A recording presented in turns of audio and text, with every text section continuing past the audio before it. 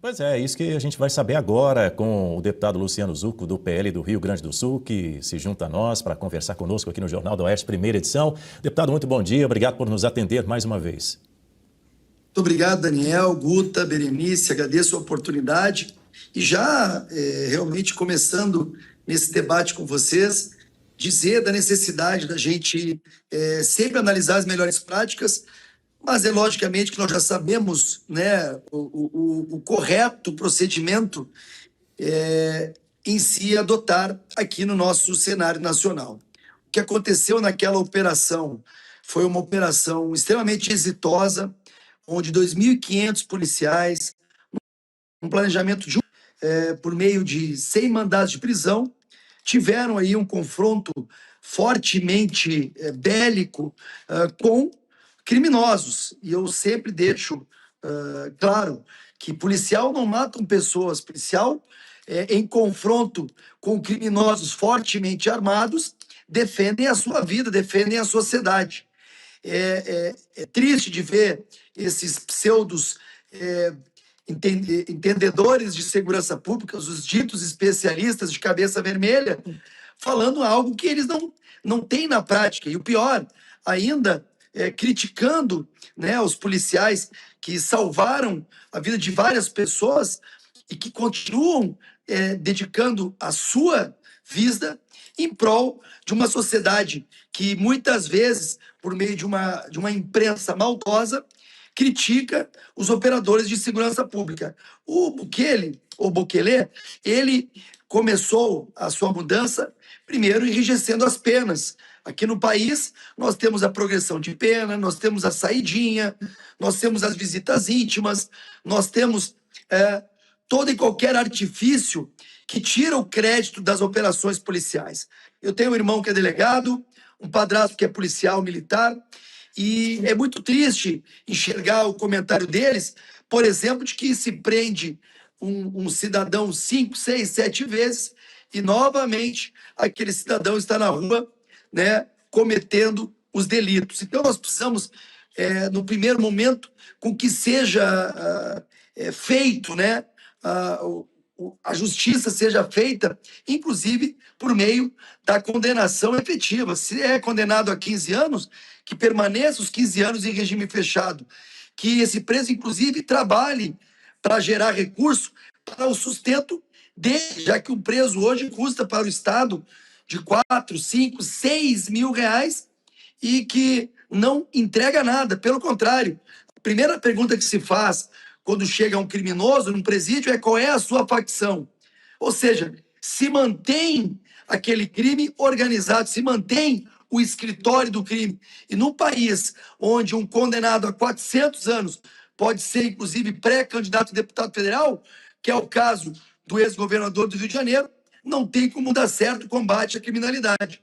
Por isso que a gente precisa avançar com as legislações.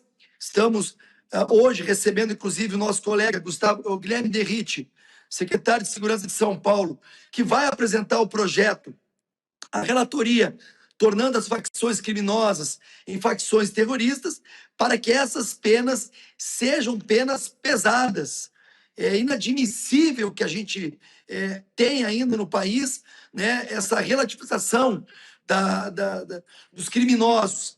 A gente viu ali criminosos que já tinham no seu currículo ou no seu histórico dezenas de homicídios. E ainda assim, pessoas querendo passar a mão, pessoas querendo relativizar um problema que hoje já, inclusive, retrata um governo paralelo. O Complexo do Alemão e da Penha já estava sendo ali contaminado, inclusive, por líderes de outras facções, de outros estados.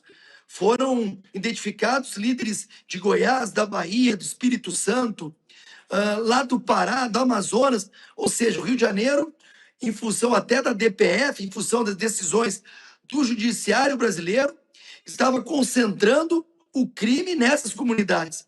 Por isso que foi extremamente necessária essa operação e que devam ter mais operações. É lógico que a gente entende que não é só com estas estratégias de segurança pública que vai se resolver. Temos que entrar com educação, temos que entrar com infraestrutura, mas esses traficantes, essas facções criminosas, têm que ser combatidas firmemente, porque para eles já existe pena de morte. Basta encontrar um policial civil ou militar e identificado por eles, que pode ter certeza que não serão flores que eles irão receber. Bom dia, deputado Zucco, sempre bom recebê-lo por aqui. Olha só, a minha pergunta é no sentido justamente dessa missão que os senhores devem fazer em breve a El Salvador. A gente sabe que por lá eles têm a maior população carcerária do mundo. Bukele investiu em presídios. E agora, mais cedo, a gente conversou com o procurador de Justiça lá do Rio de Janeiro, Marcelo Rocha, que estava falando que a gente precisa de um aprimoramento na questão da execução penal, né? Porque a forma como as penas são executadas acaba que esses criminosos ficam pouco tempo na prisão. Então, eu queria saber do senhor como trazer um equilíbrio diante de um ministro da Justiça que prevê, que defende, melhor dizendo, o desencarceramento. Essa viagem, essa missão a El Salvador, acredito que já tem que ir pensando nesse sentido, né? Em como implementar diante de um governo que em tese, não aprova esse tipo de método na segurança pública. Perfeita colocação, Berenice. É exatamente nessa linha. Nós pretendemos trazer de lá não só as melhores práticas, mas também apresentar projetos de leis que tenham um entendimento desta fragilidade que temos aqui no cenário nacional. Como tu bem comentou hoje, essa progressão de pena, esses benefícios que são dados aos presos fazem com que não se tenha efetivamente a punição desejada. Nós precisamos conversar de uma forma muito madura e responsável para que esses presos tenham que trabalhar para que seja retornado ao Estado os valores que eles gastam.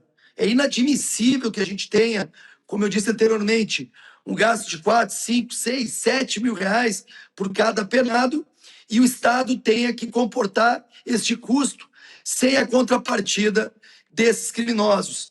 Nós precisamos ter um entendimento também que, por meio dessas prisões, lá temos que ter, além do trabalho, tem que ter assistência, preparar para a dita ressocialização, porque hoje não é isso que acontece. Hoje as facções se reúnem dentro dos presídios, planejam com seus celulares, nas visitas íntimas, e é isso que a gente pretende trazer, né, como ideia. O Bukele estava com o seu país como um dos países mais violentos do mundo, e hoje, no contraponto, é um dos países com menos homicídio por 100 mil habitantes. Então, nós temos que ter esse entendimento, aprender com as melhores práticas, e é nesse sentido que a gente vai apresentar esta comissão. Também estamos convocando o diretor da Polícia Federal e o ministro Lewandowski para dar explicações para a população brasileira qual o critério que eles usaram para não ajudar numa operação extremamente difícil e bélica, que é aquela operação do Rio de Janeiro, e agora apresentarem uma garantia da lei da ordem com mais de 5 mil homens das Forças Armadas na COP30. Qual o motivo da Polícia Federal, que inclusive é pauta principal dessa PEC da segurança, onde eles querem centralizar o poder da Polícia Federal em detrimento das polícias estaduais, não estar juntamente com os órgãos de segurança pública no Rio de Janeiro por ocasião daquela operação.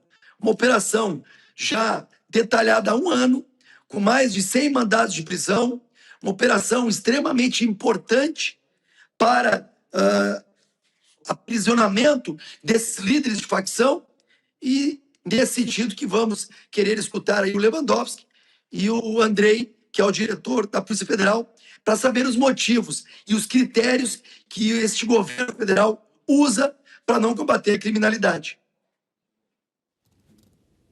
Diga, Kuta. Bom dia, deputado. Obrigada pela entrevista. Sempre bom ter o senhor aqui conosco no Jornal da Oeste.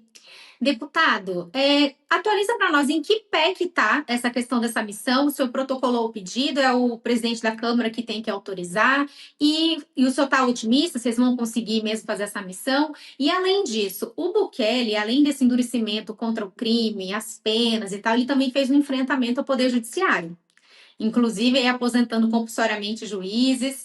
O judiciário está ali na ponta. Depois que teve a investigação, o processo, acaba ali no judiciário. Então, como é que o senhor vê essa questão do judiciário aqui no Brasil? Inclusive, tivemos aí a presença do ministro Alexandre de Moraes lá no Rio de Janeiro, numa atuação mais ali que parecia de um delegado de polícia. Queria que o senhor comentasse com a gente isso aí, então. Em que pé que está esse pedido dessa missão e a questão do enfrentamento ao judiciário. Olha, Guta, nós vamos reunir com o deputado Felipe Barros, que é o líder da CREDEM, que é o presidente da, né, que é a comissão que trata das relações exteriores e de defesa, e a gente pretende que esta comissão seja a comissão responsável por constituir, né, uma comitiva de parlamentares. Então, a gente acredita que tem como avançar. Espero que a gente consiga ainda no decorrer desse ano, mas se não conseguirmos agora no final de ano, pelo menos que seja no início do ano que vem. A questão do judiciário, tu falou de uma forma que nós também temos entendimento, mas isso só poderemos fazer com a maioria da Câmara e do Senado, e é nesse intuito que nós estamos otimistas para o pleito eleitoral do ano que vem, porque eu não tenho dúvida, ao exemplo da DPF, que foi feita pelo Fachin, onde se criou essa bolha, esse estado paralelo, são ações como essa, né, de muitas vezes relativizar, né, corruptos, líderes de facção e, em contrapartida, penalizar, né, operações, governadores ou órgãos de segurança como os que são cogitados nesse momento. A gente viu até de forma engraçada que já foi um ou 2 dias após a operação, foi noticiado que o Cláudio Castro, governador do Rio de Janeiro, teria o seu processo julgado amanhã, na terça-feira, pelo TSE. Então, realmente, a gente nota que o sistema existe, não é só no filme do BOP, e a gente precisa, sim, combater, por incrível que pareça, facções criminosas e também alguns ditadores de toga que andam por aí. Deputado, muito obrigado pela sua participação aqui no Jornal do Oeste, primeira edição. Sempre muito bom tê-lo conosco. Até uma próxima oportunidade e que seja em breve um bom dia para o senhor. Muito obrigado, Daniel, Guta, Berenice. Fico sempre à disposição. Agradeço pela oportunidade.